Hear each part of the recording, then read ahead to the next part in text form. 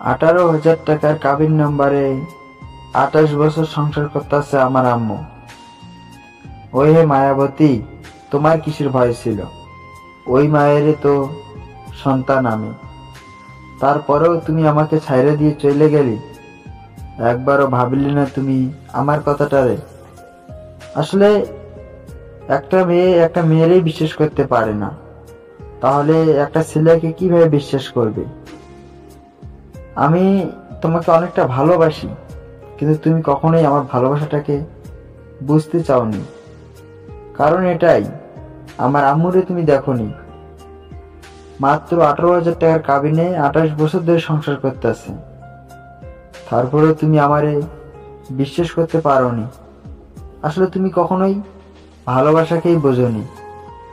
ভালোবাসাকে যদি বুঝতা, তাহলে কখনোই আমারে ছাইরে যেতে না।